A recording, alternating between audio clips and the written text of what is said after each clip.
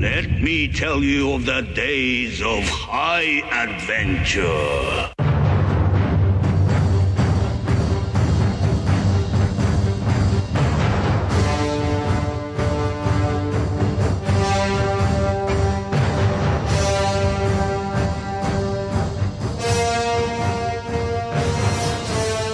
Hey, I'm Kevin. And I'm John. And this is 6 Degrees of Schwarzenegger, the podcast where we take a long, hard look at some of our favorite action movies from the era of Arnold. Schwarzenegger is the icon of the genre. And we're taking a deep dive into some of these 80s and 90s cult action movies, and we're breaking them all the way down.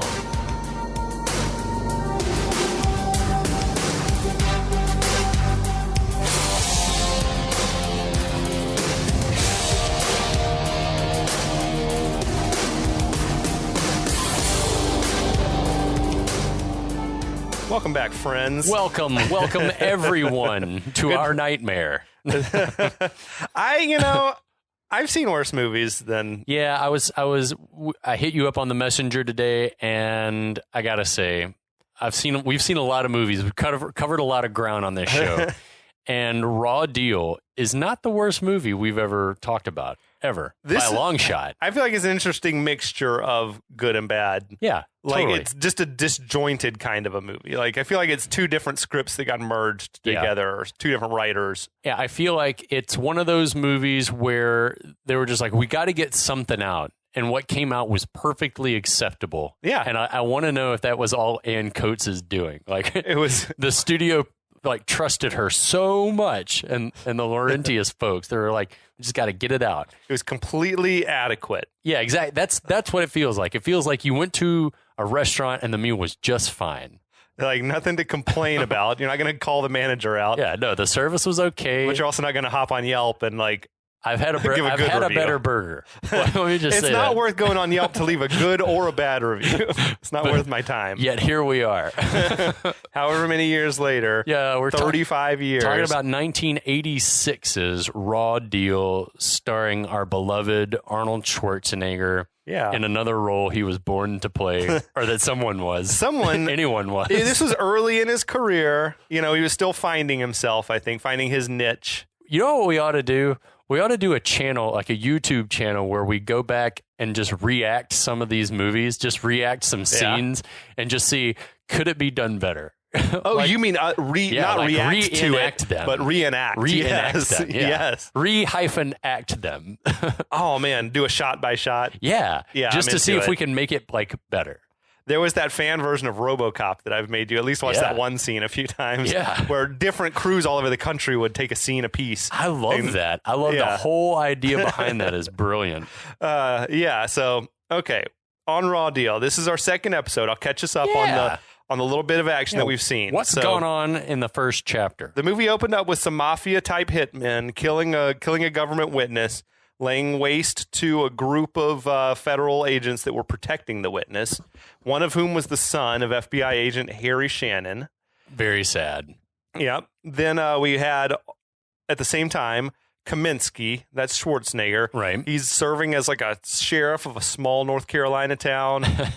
He's just doing sheriffy things. And he has the FBI agent approach him, says, hey, disgraced FBI agent, I could get you back in the bureau if you help me essentially get an off-the-books, not legal revenge for the killing of my son. Yeah, he reckons there's a leak inside the bureau that is helping the Patrovita family, and that because of that leak, his son was murdered.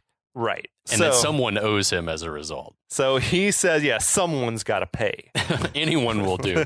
So he recruits Kaminski to... let's face it, he's bored. He's looking bored. For some action. He's got an unhappy home life going on. We've seen he's got a dysfunctional marriage thing going. His wife's kind of an alcoholic, but she's drinking, and so are we. Yes, we are. Maybe with good reason, both of us. Right. So he eagerly jumps on this opportunity, fakes his death. In epic fashion, we should add. Apparently, even his wife doesn't know that he's not dead. Right. So, and he's And now he's going to head off to Chicago and try to infiltrate this Patrovita mafia family. Right. In some of the limited research that I did for this movie, I read that a working title was Triple Identity. Yeah. Or something, because he was small town sheriff, mob goon, and then FBI agent. In some order. Yeah, in some order. Anyway. Yeah, I don't know. Raw Deal's a fine title. It's the title this movie deserves. That's right. So we'll pick it up the start of Act 2 here. Yeah, so later on, Kaminski seems to have set up shop in what looks like sort of a shitty motel room somewhere, we guess in Chicago or like on the outskirts of Chicago. Although he quickly has another place that he's staying, it seems. Yeah. So I'm not sure where this is, but whatever. Yeah, so he's got mug shots of the Patrovita crime family on the wall behind him. He's listening to, and I don't know why, like Harry has recorded a tape for him to listen to, but Harry's saying, he's sorry Kaminski had to kill himself off, but faking his death makes all of this safer for everybody. Maybe. Yeah, I don't know. I don't know the logic of that, but someone's going to jail for what happened at that oil refinery. No right? one's ever going to know. When he turns back up alive, I feel like there's going to be hell to pay. Yeah, I know, but that was a coincidence. Harry goes through the Patrovita pecking order again, just in case dumb Kaminski was like too stupid to absorb it the first time. It's good for us because it gives us a chance to remind you guys. He's an oral listener, yeah. So Patrovita has been head of the crime family for 20 years. Rocca, let's remind everyone, his number 2, who kills on a whim. Harry tells him to watch him close that he'd kill for table scraps.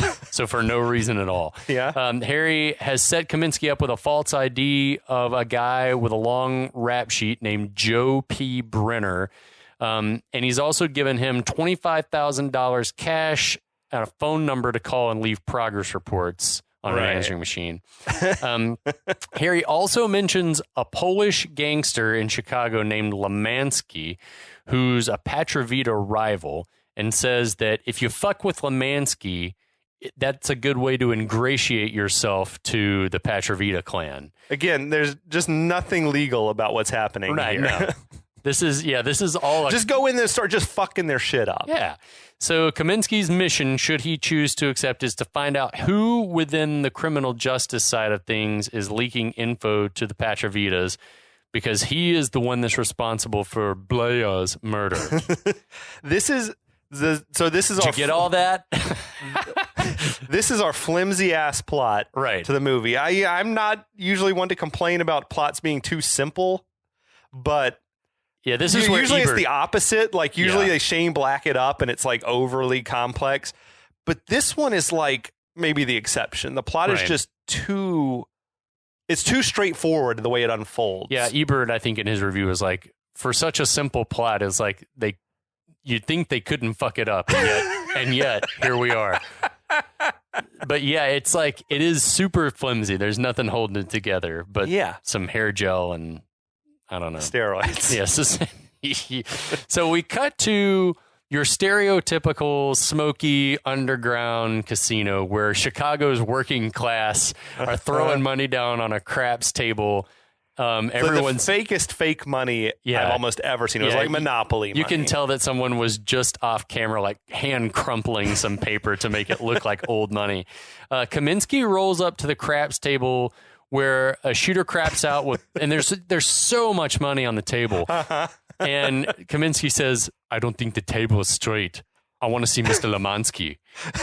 The dealer is like, Lemansky's not here. Even though he's just here to fuck the action up. Yeah. Like, he has not seen enough to make that accusation. And also, I can't... to know, he's not been here long enough to know that he's right. And no, exactly. And also, one couldn't help but notice that Arnold, who we've established is 6 foot 1 inch tall, is like towering over everyone at that craps table. Is he? They finally cast some short extras? Yeah, it's like they cast some short extras to make him just look outsized amongst this. That's how an Arnold movie should be, though. Yeah, it's like, that's why you hired Danny DeVito as his brother. So the dealer tells him Lemansky's not here and that every loser thinks the game's rigged.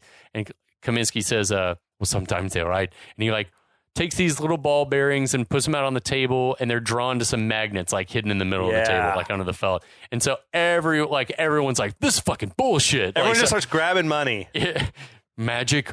A magnet, Kaminski says, and flips the table over. That is an amazing moment with an amazing like Arnold scream. Yes. It's awesome. So Kaminski just starts beating ass of all the security guards in the place.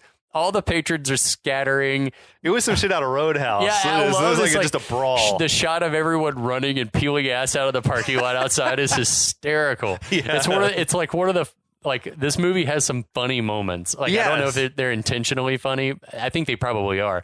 But that was a fun moment. All the people like women and just running in opposite dresses directions. And everything. Yeah, it was awesome. So Kaminski like takes the dealer guy, throws him up like over an air duct in the ceiling. That was some crazy shit. He threw him like into the rafters. Second feat of strength in as many seconds. There was that dude, he bounced off the wall, and there was just a generic like a sort of college poster on, like study hard. There was just some titties in a tight like shirt.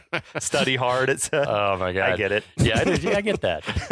And then he like smooths his hair coolly and starts to head for the exit, but not before he like turns like, guys, make sure to clean up this mess before you knock off, okay?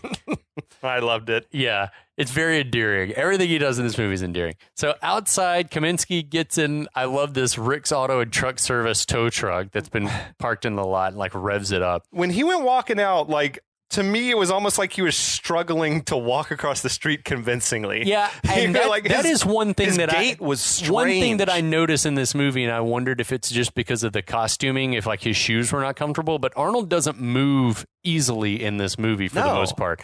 Like, it was like he was still in Terminator mode or something. Especially if he's supposed to be running, it just seems he seems very stilted and uncomfortable. So inside, we cut back inside the underground casino, and all Lemansky's goons are like regrouping. One of them finds a gun's like, I'm gonna kill that bastard. He doesn't say in a southern accent. I don't know why I did, but I don't care.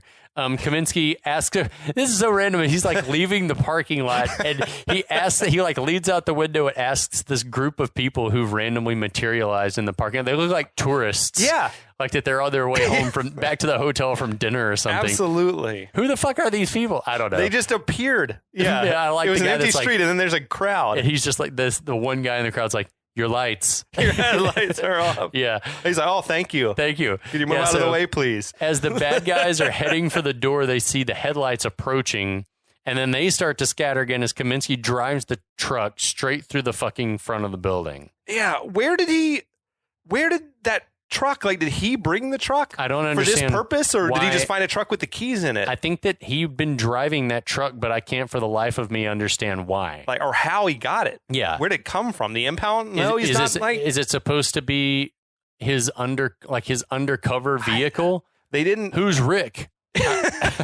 Well, they never gave us. It doesn't matter because we've moved on. We move on so quickly. I wish that the thing said Hawk Trucking, but it didn't. Hawk hauling. Hawk hauling. That's right. I wish it did say Hawk hauling. So yeah, he's got this shit-eating grin on his face the whole time. He's like driving the truck through the building. I mean, he drove it through the building, like through every wall. It's like some Blues Brothers shit. He's driving the car through the mall, but yeah, for some reason, when the ceiling caves in, like whatever the apartment above, so that the building is underground casino, restaurant, and then built like room full of mannequins. I feel like the casino was in the back room, like behind the dining room of this Polish restaurant. So yeah, but the upstairs Warsaw is like I don't know if it's a dress shop or what, but it's filled with mannequins. Yeah, it's very strange to see all these mannequins falling through the ceiling. It's a weird touch. But anyway, we cut to out at the waterfront. Patrovita, with Rocco at his side, are threatening Lemansky. They're having an unofficial business meeting. Lemansky's saying, it's costing us a lot of money to get together like this because now my time's worth as much as yours. And Rocca says, worth more because you got less of it. That's good writing to me. That was an awesome line. I got to say that the writing for Rocca and then some of the writing for the Monique character, who we'll meet soon enough, is not bad writing at all. Yeah, that's probably the Italians. Exactly. Touches. Yeah. So it's revealed that Lemansky used to work for Patrovita. Patrovita tells him to close down everything and blow town, or one morning you're going to wake up dead. Lemansky tries to reason with him, saying, there's enough action for both of us. And then I love this. Patrovita says, there is no both of us. And there's me. It gives him 2 days to clear out of Chicago. Lemansky seemed like a pretty reasonable guy because he's like, so then what? I could come back and work for you? And he's like, no. He's like, you're done. Like, get out of Chicago. Yeah. He's like whatever. I can't remember the name of the low-level like family boss that was like, he ran all the prostitution in New York where like. Which movie? In Godfather. Like whatever the family was that like ran the prostitution, there was like one crime family below. Not the one that kind of made the deal with them, not the Turk. Yeah, no, I don't think it was the Turk. I can't remember who it was, but anyway, that's sort of the Patrovita vibe I get. He's like, fuck that. So, yeah, Patrovita goes to leave, and we see Lemansky give like a nod, like a signal, and a guy clicks a button on his walkie-talkie, and we hear a voice say, you got it. And then we see a shot of some bus windows dropping and machine gun nozzles poking out. Yeah. And as Patrovita's limo rolls up, Rocca immediately senses something's amiss, and everyone dives behind the limo, and gunmen from inside the bus open fire. From the Oakside Boys Club bus, yeah. whatever that is. Yeah. So one of Patrovita's bodyguards gets gunned down as he's shielding the Don, and as the bus rolls off, Patrovita is pissed. I love him like checking himself out. He's like, "I'm still okay, right? Waste of fucking bullets." Like, as they cut away to the dead bodyguard, he's like, "It's a waste of bullets." Yeah. And the bit where he's like, "Tony was a good kid. Make sure you get a good replacement for him." Yeah, he's cold-blooded. I like that sort of tossed off line pays off like for the rest of the movie. But yeah, they all climb in the shot to hell car and like drive slowly off with things clanking and dragging on the ground. And why did the shooters not stay and finish the job? I don't understand, but that happens a couple of times in this movie that I'm like, why are people like stopping cars, or why are people continuing to drive? Yeah, they're not the best decision makers. No. So elsewhere, we see Kaminski roaming the streets, and he just gets into a seemingly random Cadillac limo that's just sitting on a curbside. Mm-hmm. The chauffeur tells him he's in the wrong car. Kaminski pulls a gun. Shut up. Yeah. Yeah. The chauffeur tries to warn. He's like, do you know whose car this is? But Kaminski, he's like, I've got a pretty good idea. Yeah. Just then, a gorgeous woman in a fur coat walks out of a building and gets in the car. She's surprised to see Kaminski, who grabs her, as Arnold is wont to do it's in that movies. Old standby move. Like, just grab him. Yeah, just grab him, and tells the chauffeur to drive. He tells her also, he's like, give me your jewelry. She's like, do you know who bought all this stuff? Martin Lemansky. So she reluctantly starts handing over her clip-on jewelry. Kaminski is just out here committing crimes in the name of justice. Right. So the jewelry was just it was coming off. He's like, don't mess up your hair. It's all like clip on or magnetized or something. So that's, I don't know. Who knows? Not the real thing. Anyway, she reluctantly handing it all over. He has the limo driver drive to the outskirts of town, but within view of the skyline. That was an amazing location. Yeah, Chicago. It had an awesome feel. There was all those old abandoned parade floats around and stuff. Yeah. It was so cool. I say this a couple of times in my notes throughout the movie, but I have an affinity for the city of Chicago, and so it's just a great town. So then he forces the woman and the chauffeur out of the limo and steals the car. Did you hear the chauffeur yelling? It's my lunch, you son of a bitch! He took his lunch with him, the brown bag and it up there. I love it. So sometime later at the Allerton Hotel, where you too can be a guest at the Warwick Allerton for around $100 a night. Is that all? Yeah. That's a cheap hotel now. Well, I mean, I don't know if it's just because it's or maybe it's in season, or maybe it's because during the week or whatever it is. But it was right where you want to be in town. I think, it's on the Miracle Mile. Yeah, so awesome. Kaminski enters, tells the elevator operator he wants to go to the basement. The guy's like, "No." This is a bit where the Ebert review that you mentioned, Ebert being a Chicago guy. Yeah. He was coming at it from the perspective of a Chicagoan. And he thought it was just so ridiculous, the premise that there'd be a secret casino in the basement of the Allerton. Yeah. Because it is right in the middle of the most touristy part of town. Tourist part of town. It's it reminded me of in Pee-wee's Big Adventure when he's wants to see the basement of the Alamo. And they're like, the Alamo doesn't have a basement. Everyone's laughing at him. Basement in the Alamo. So the guy balks at Kaminski's request, but changes his tune when Kaminski slips some cash. He's like, "I'm not a cop. Hey, I'm a player. I'm not a cop." Exactly. It's So like the least smooth. convincing assurance I've ever heard. Just based on your accent, I buy that you're not a cop. And why did they cast an elevator operator who was 4 inches taller than Arnold? No one This knows. guy was like 6'5" or 6'6". I guess he's supposed to be sort of bouncer-ish. He had like a lurch thing going. He was like a big lanky dude. He was not muscle bound by any stretch, which is what you would expect. You would expect Sven Ole Thorson to be your bouncer. Why wasn't it Sven? Should have been. So in the basement, there's sort of a speakeasy club casino combination Taco Bell and KFC thing going on. So Kaminski tells a guy who seems to be in charge to tell Rocca that the pain in Lemansky's ass is here to see him. That was Leon Rippey, the guy in the tuxedo. I knew I recognized He was Tom Nuttall from Deadwood, the guy who ran like the saloon number 10. That's awesome. I got a trip to Deadwood coming up soon. Yeah, you do, buddy. Well, they still have a number 10 saloon there. I don't, That's fucking badass. Whatever. I'm going to check it out. I'm envious of that trip. Pictures. I can't wait to see the pictures. So Kaminski wanders over to a table where gamblers are playing, and he, of course, lights up a huge cigar.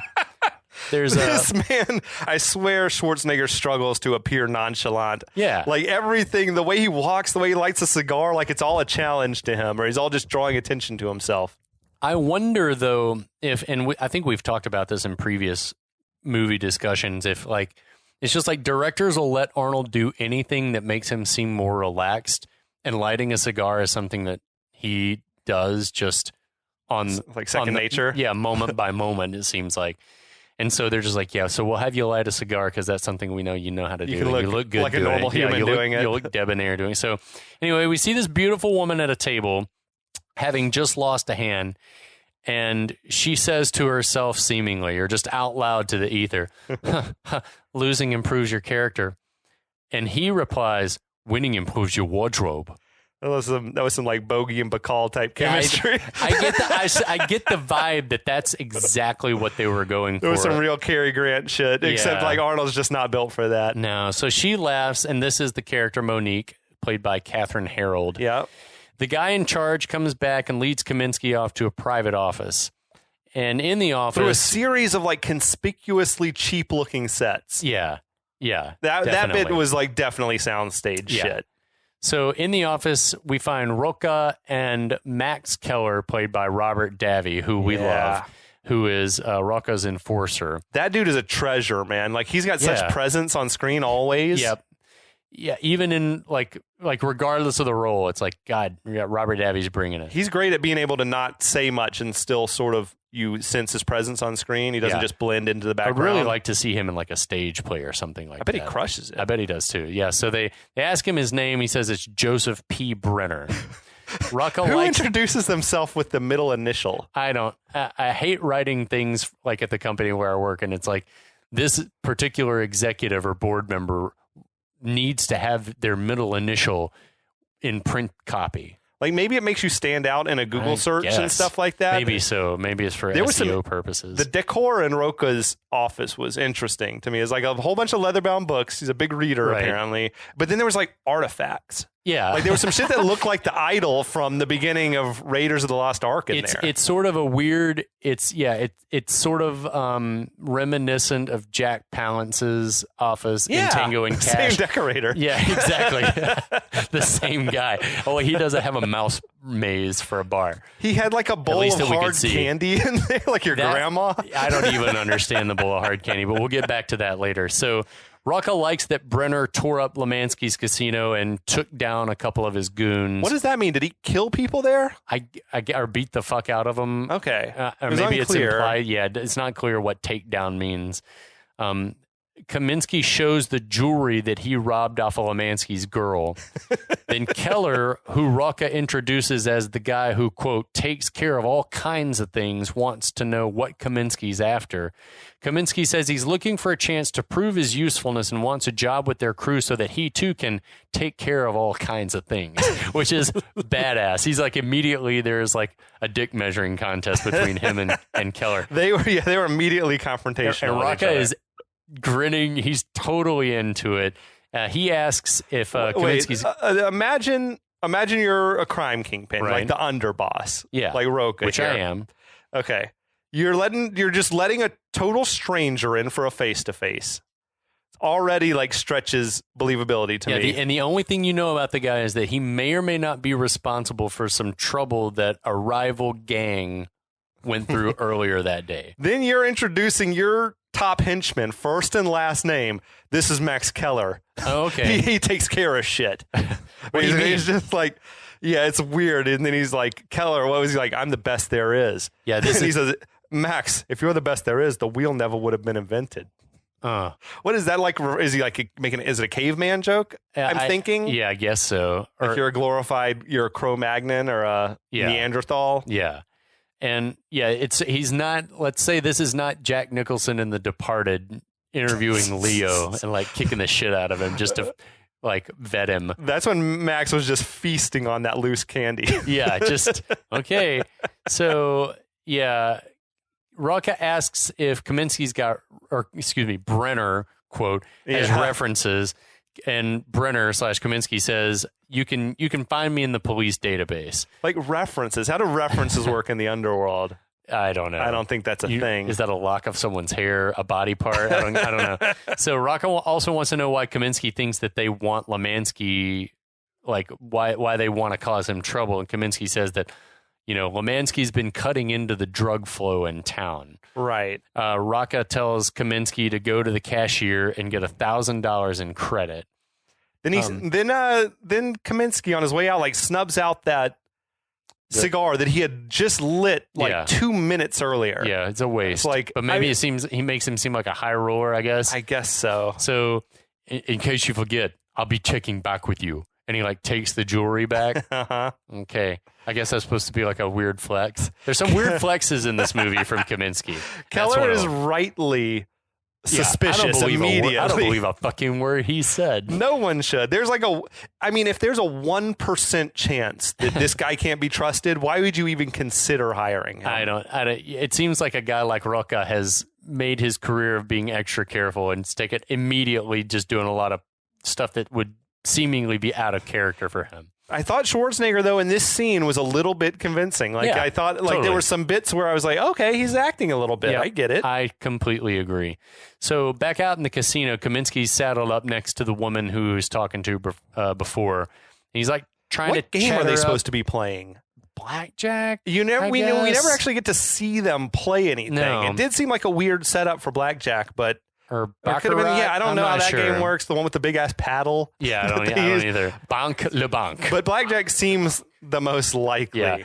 So he's trying to chat her up. She says that she's going to have him tossed out if he keeps pestering her. He seems concerned about how much money she's losing, and she's like, "Don't worry about it, because I can always get more." Yeah. Which insinuates that she has some relationship to the house. He slides her this giant mountain of chips and tells her, if she started getting her money somewhere else, maybe her luck might change. That was a shit ton. Like, I got the impression he had been maybe playing for a little while and winning. That's the same thing that I imagine. Typically in a casino, the black chips are $100 chip. Yeah, that's a lot of money. I was looking at it. It seemed like it'd be if those are $100 chips, it was about $20,000 that he had run up there by my count. So one thing that we don't learn is maybe he took that $1,000 and he turned and it into, multiplied it. I think he's like a James Bond type gambler. He never loses. So Kaminski is also really good at gambling. And really bad, though, with money. Yeah. And we got the girl Monique is just sending red flags up. Like, she's a fucking degenerate gambler. Yeah. So he just gets up, he slides to the chips and gets up to leave, and everyone's just like, what the fuck? There's some jazzy sax music. Trades of some shitty smooth jazz in the background. They let that shot linger for a long time. That scene lasted way too, and she's just trying to act her ass off, laughing incredulously, like, oh my God, I can't believe running it. Running her fingers through the chips and stuff. But yeah, it was like that shot lingered for about 10 seconds too long. Agreed. I felt like I was watching the bug scene in King Kong, the Peter Jackson one. I was like, this fucking shit's got to be over soon. So Kaminski exits out onto the street, where he's nearly run over by a horse-drawn carriage. Be careful. So a couple of guys at a car are watching him as he goes trotting off down an alley. Unclear who those guys are. Just then we see a trio of goons following him. And the guys in the car are observing this with great interest. Mm-hmm. One of the guys, character named Baker, is played by prolific character actor Ed Lauter. You can just go IMDb the guy. He's in fucking everything. In the alley, the goons are looking high and low for Kaminski. He pops out, like he gets the drop on him. He like punches this one dude, gets the drop on the other two.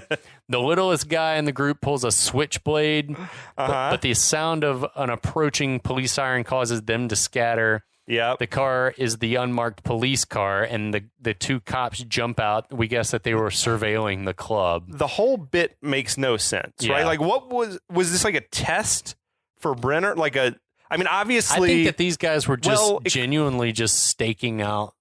No, but I mean, like the goons. Oh, they were sent, I guess, by Rocca or Keller. That's the vibe I got too. But like as a test for him, or like to legit kill him, to see if he could handle himself. I have no idea. Maybe it was like if you can take him, then he doesn't belong with us. But if he can take you, then he's sure. Points. That makes as much sense as anything else. Or Keller sent the guys to kill him because he didn't like him. Yeah, and Rocca wouldn't know about it.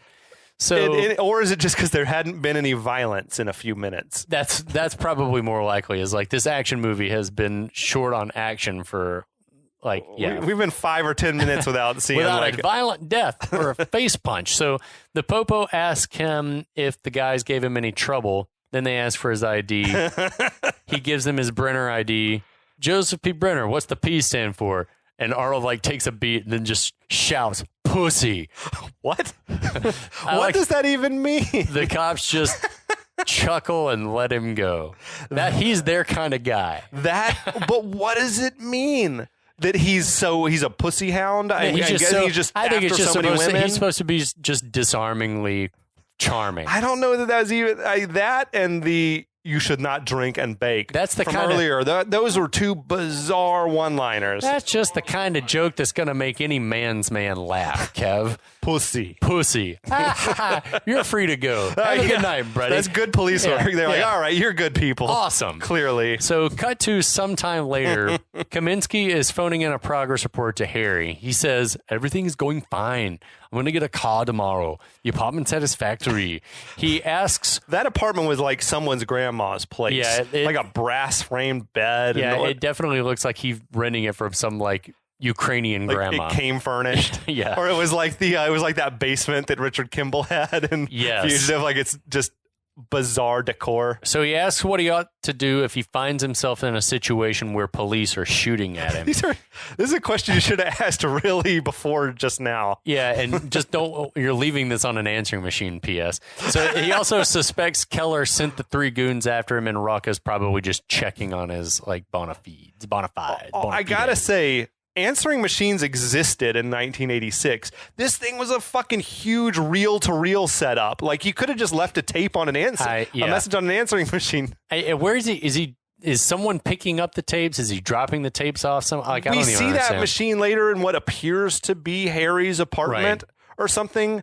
Yeah. But, like, Harry, this thing was huge. Harry is old school. Apparently. I love it. So we cut to, we think the next day probably. We see this attractive blonde lady jogging through suburbia. Yeah. We then see a guy in a parked car. He like rolls down the window to get a better look at this girl as she's approaching. Paul McCartney looking motherfucker. Yeah. Yeah, he does sort of look like a bloated Paul McCartney When guy. I was watching with our friend Jeff, he was like, "Hey, it's Paul McCartney." He had the Paul McCartney haircut from that era. Totally. Like the weird little kind of short mullet. Yeah. So she like sidles up alongside the car, like smiling at him. And then she's like, "When's the last time you had a good piss?" What? And pulls a gun. This movie thrives on scenes where it's unclear who, if anyone, is police. Yeah, who's a good guy, who's a bad guy. So at gunpoint, she walks him to a house like right next to where the car is parked. Yeah. And all of a sudden, all these other cops, we think, start to materialize. They like come out of the ether. Yeah. So the guy, as they like push the guy towards the door and he like shouts that he needs to go inside to use the bathroom. So someone inside opens the door and all hell breaks loose. The police like freeze, like raid, like just bust up in the house. And it was the most unprofessional looking tactical raid I've ever seen. Yeah. Like they just flooded into the place. It wasn't like they were clearing rooms or anything. They just ran through the house. Right. And there's all sorts of like money and plastic garbage bags and drugs piled up and guns everywhere and hookers. Probably waspy businessmen like fucking chicks in bedrooms. So it's like, there's no rhyme or reason to all the illicit, illegal activities that are happening. This is a catch-all. It was a one-stop shop. Yeah, exactly. So this movie conspicuously short on nudity. Yeah, and this would have been the scene where you could just throw some tits in there, like gratuitous nudity. That's a great point. I did not even think about that. There's no nudity. The only topless person in the movie is Arnold. Sexy. Hot. We're into it. So the cop from the alleyway, Baker, seems to be like running the raid, and he confronts the goon that we reckon is in charge. The guy's like, "You got papers?" He's like, "I got a warrant. You got your rights." And Patrovita's got a big fucking headache. Yep. I like it. I like that actor. He is good. Louder. Yeah, Louder's he great. brings it. Always. So cut to a lavish office. Patrovita is lamenting to Rocca that bust cost him $100 million. And I couldn't help but hear, cash and tango and cash. How many millions have you cost me? Imagine how awesome this movie would have been with Palance playing Patrovita. This is a role he was born to play. He could have chewed that up. He would have been so awesome. Even though this guy that old school Hollywood guy that plays Patrovita, whose name he what's his name? Not Brubaker, Wanamaker. Yeah, he brings it. He should have been keeping a lower profile though, Patrovita. Like this penthouse office that he's got is insane. I was thinking throughout this movie that he puts himself in harm's way more than a real mafia boss would, unless he's just trying to inspire the troops. But like he's always in like. Anyway, we'll get into it later. But we saw earlier in his testimony that he was giving. Apparently that he reports $73,000 of income a year. I feel like the rent on this office space would be more than that. Yeah, probably. It seemed like the 60th floor, of one of the high rises. Yeah, in Huge Chicago. windows, tons of square footage. Awesome. It's awesome. So Rocca seems less concerned about the rating. He's like, we can make that up in a couple of weeks. He's the one with some wisdom. He's your Idris Elba character. Right. He's like the consigliere, the smart one. Yeah. So Patrovita says the loss of business leaves them vulnerable to Lemansky taking over. Rocca asks, well, why don't we just kill Lemansky, which is a totally valid point. I got a gun in my room right now. But Patrovita says that Lemansky's expecting that, and we'll never get close to him. When like a full-blown war will break out. Which maybe is true. Yeah, that's I guess if true. he's gone to the mattresses or whatever, he's not sticking his neck out, right. I buy it, whatever. So Patrovita says, we'll wait. And then he asks, how many of our guys got busted? Rocca says 8, but no one shot anybody, and everybody's going to make bail. Okay. So that seems to bring Patrovita down a peg. He asks Rocca he's like, hey, did you find a replacement for Tony, the guy that got shot, that took several bullets for him in the attempted hit? Rocca says he's looking someone over, which is Kaminski / Brenner. Patrovita changes the subject suddenly and says, I want to steal all that shit that got seized back. And Rocca's like, why the fuck would you want to do that? We don't even know where that shit is. But Patrovita's like, but we know somebody who does, so that's their rat on the inside. That's a breadcrumb towards what the supposed plot of this movie is. Right.